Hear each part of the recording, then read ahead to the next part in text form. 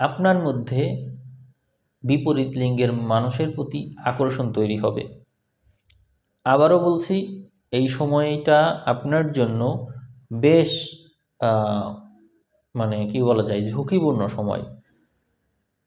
অনেকেই আছে যারা প্রত্যক্ষভাবেই লক্ষ্য করবে যে এই সময়ে ধর্ষণের মাত্রা বাড়বে।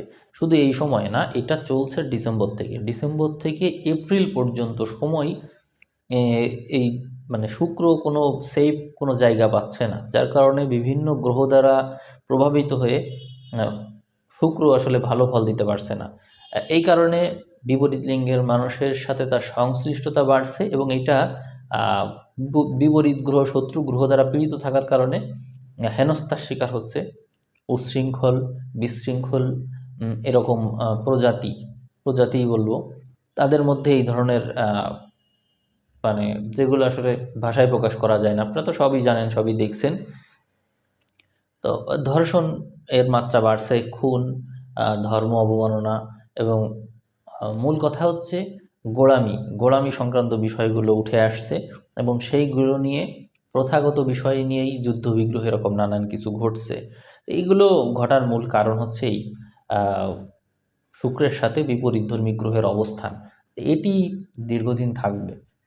জানুয়ারি, ফেব্রুয়ারি, মার্চ এ তো চলবেই। এপ্রিলের দিকে, মার্চ থেকে এপ্রিল যে ট্রানজিশন পিরিয়ড, এই সময়টা খুবই বিপজ্জনক, কারণ ওই সময়ে শুক্র এবং শনি একত্র হবে। শুক্র শনি একত্র হলে তার তো ভয়াবহতা আছে, আমি সামনে ব্যাখ্যা বিশ্লেষণ করব।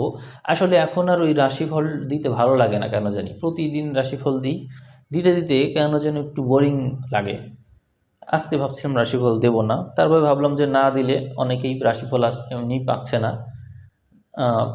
ইচ্ছা আছে ধনিষ্ঠা নক্ষত্রের রাশিফল দিতে হবে, এখনও রাশিফল জগতে ধনিষ্ঠা নক্ষত্রেরই প্রবেশ হলো না। যাই হোক, এখানে আর কিছু কথা আপনাদের বলে তারপরে শেষ করব। আপনাদের এই নক্ষত্র সাপেক্ষে আমরা যদি দশম নক্ষত্রে যাই, সেখানে বৃহস্পতি আছে। আপনারা আপনাদের কর্মের ক্ষেত্রে অবশ্যই ভালো ফল পাবেন। যদি কেউ ধৈর্য ধরে শেষে আমার এই কথাটা শুনে থাকেন, তাহলে আপনি এই ভিডিওর সবচেয়ে মূল্যবান কথাটা শুনলেন। আমি আবারও রিপিট করছি, সেটি হলো আপনাদের নক্ষত্র সাপেক্ষে 10 নম্বর নক্ষত্রে যদি আমরা যাই, সেখানে মিথুনের ঘরে পুনর্বসু নক্ষত্র, আপনার কর্ম 6টা নাড়ি আছে, সেই নাড়ির হচ্ছে কর্মনাড়ি, ওই নাড়িতে বৃহস্পতি অবস্থান করছে, যেটি কর্ম